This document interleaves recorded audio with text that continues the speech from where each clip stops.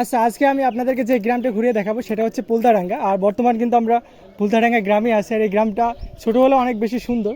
আর পাশে দেখেন দুইটা গরু আর কি, এই গরুগুলো দেখতে অনেক বেশি কিউট লাগলো, যার কারণে আপনাদেরকে দেখাচ্ছি। আর ভিডিওটা এখান থেকে শুরু করব।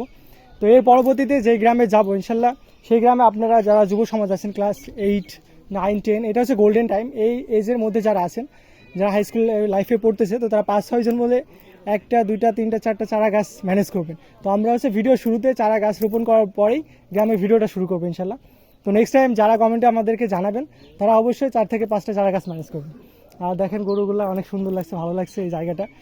আর এর জন্য দেখালাম পাশে একটা ধানের গোলা আর কি। তো এই গোলাতে ধান গম মানে যেরকম আবাদ করে ঠিক সেইগুলো কিন্তু ফসল এখানে রাখে মজুত করে। তো এইগুলো কিন্তু খুব একটা দেখা যায় না, যার কারণে আপনাদেরকে দেখালাম। মানে আগের সময় কিন্তু এরকম ধানের গোলাই ব্যবহার করতো, কিন্তু এখন মানুষ বিভিন্ন ড্রাম তারপরে নানান ধরনের জিনিস ব্যবহার করে, কিন্তু ধানের গোলা আর সেরকম ব্যবহার করে না কেউ।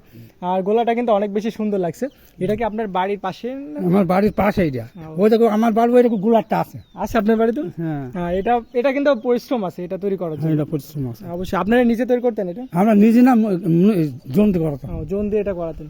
এই যে দেখেন ধানের খোলা, এগুলো কিন্তু আর দেখা যায় না। পুলতাডাঙ্গা সরকারি প্রাথমিক বিদ্যালয়। আর বিদ্যালয়ে আসার পরে দেখলাম যে ছোট বাচ্চারা ওরা হচ্ছে একটা মহিষের গাড়ি আছে, ওটা আপস অ্যান্ড ডাউন করতেছে, ওইটা কিন্তু একটা মজা আর কি। তো যেহেতু পাশে সেরকম খেলাধুলার কোনো অপশনই নাই, দেখেন ফিল্ড কিন্তু পুরোপুরি ফাঁকা। আর এত পরিমাণ রোদ পড়তেছে। আর ফিল্ড থেকে একদম সামনে একটা মসজিদ, যেখানে ছোট বাচ্চারা চাইলে নামাজও পড়তে পারে। এবং মসজিদটা মার্শাল্লাহ অত্যন্ত সুন্দর লাগছে। আর সরকারি প্রাথমিক বিদ্যালয়টা জাস্ট দেখেন অসাধারণ। আর ঘেমে পুরো আমাদের অবস্থা শেষ, এত পরিমাণ রোদ পড়তেছে আজকে। পুলতাডাঙ্গা সবজি বাজারে ঠিক সাউন্ডের নিচে হচ্ছে চাচা কিন্তু ডিম বিক্রি করতেছেন। এগুলো দেখছি কয়েকটা ফেটেও গেছে, মানে এগুলা কি ফেটে যায়? হ্যাঁ, এগুলো ফেটে যায়, এগুলো অনেক নিয়ে চলাফেরা করতে গেলে অনেক ভেঙে যায়। বুঝতে পারছি। হ্যাঁ, সেগুলো কম রেটে বেচতে হয়। এখানে বাছাই করছেন তাই তো? এগুলো বাছাই করছে, ছোট বড় এক জায়গায় করছি, বড় গুলো এক জায়গায় করছি, ছোট গুলো এক জায়গায় করছি, আর মিডিয়াম গুলো এক জায়গায় করছি। মানে ছোট বড় এগুলো আপনি তো মুদিখানার দোকানে দেন? হ্যাঁ, এগুলো মুদিখানার দোকানে। এখন খাসি কত?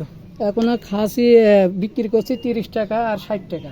30 টাকা 60 টাকা? কত 60 টাকা? 260? 360 টাকা। 360 টাকা দাম বেশি হয়ে গেছে নাকি? দাম বেশি না, কম হয়েছে। এর আগে 400 টাকা ছিল। 400 টাকা ছিল? তো ডিম অনেকদিন না খাওয়ার কারণে কিন্তু দামটাও জানি না।